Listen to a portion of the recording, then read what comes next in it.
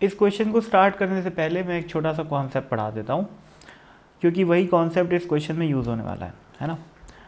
ऐसा समझो कि डेंसिटी, जिसको मैं रिप्रेजेंट कर सकता हूँ रो से, डेंसिटी क्या होती है? Mass by volume. ठीक है।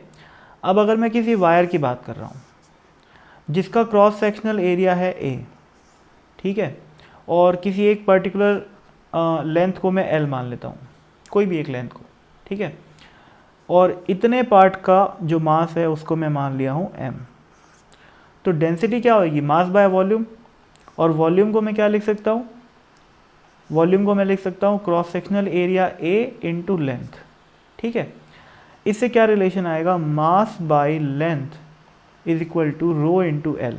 इस एल को मैं ऊपर ले जाके रो से मल्टीप्लाई कर दिया। अब इस मास बाय लेंथ को देखो, मास बाय लेंथ क्या होता है? Linear mass density.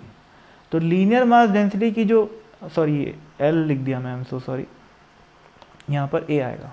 हाँ, तो ए को रो से मल्टीप्लाई कर दिया तो क्या मिल गया मेरे को? लीनियर मास डेंसिटी, यानी कि एम बाई एल, और उसका फॉर्मूला क्या है? Rho into A.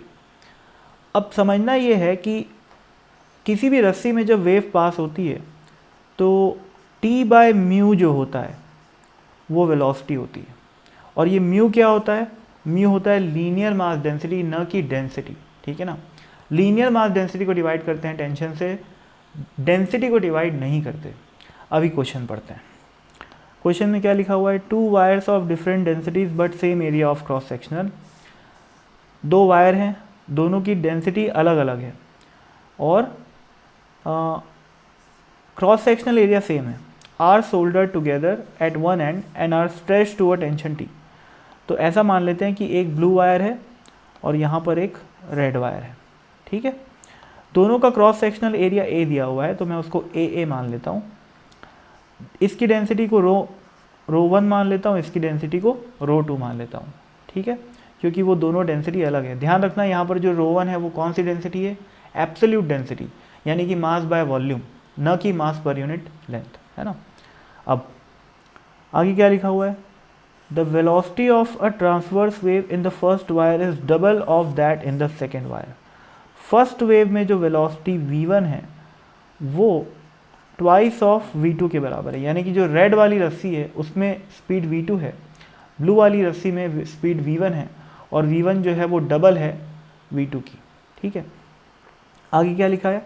Find the ratio of density of the first wire to that of the second wire, यानी कि मेरे को रो 1 इस टू रो 2 की वैल्यू निकालनी है। अभी देखो, अगर मैं v1 की बात करूँ तो v1 को मैं क्या लिख सकता हूँ? Under root T by mu one. Mu one क्या है? Linear mass density of the first wire, है ना, और वो किसके बराबर है? ट्वाइस ऑफ v2, तो वो हो जाएगा टी बाय म्यू टू। ध्यान रखना दोनों में टेंशन टी दिया हुआ है, इसलिए दोनों के लिए मैं टी यूज़ कर रहा हूँ। स्क्वायर कर दूंगा, टेंशन तो काट ही दो यार, स्क्वायर करूँगा तो क्या बन जाएगा? 4 by mu two is equal to 1 by mu one. Cross multiply करेंगे तो 4 mu one is equal to क्या आ गया? Mu two. ठीक है। अब म्यू टू क्या होगा? म्यू टू होगा डेंसिटी टू सेकेंड वायर की absolute density into area A. ठीक है। और म्यू वन क्या होएगा? रो 1 इंटू ए से ए को काट दो। निकालना क्या है हमें? Ratio of density of the first wire to the second wire, यानी कि मेरे को रो 1 बाय रो 2 की वैल्यू निकालनी है। कैसे निकालूंगा मैं? 4 को इधर ले जाता हूँ लेफ्ट हैंड साइड में, और रो 2 को राइट हैंड साइड में ले जाता हूँ, तो क्या बन जाएगा? Rho 1 by rho 2 is equal to 1 by 4। 1 by 4 की वैल्यू क्या होती है? 0.25, और यही अपना आंसर भी है ना। ख़त्म। ये जो कॉन्सेप्ट बताया हो ना, ये इंपॉर्टेंट है। इसको याद भी कर लो तो कोई हर्ज नहीं है ना, याद कर सकते हैं इतना अपन।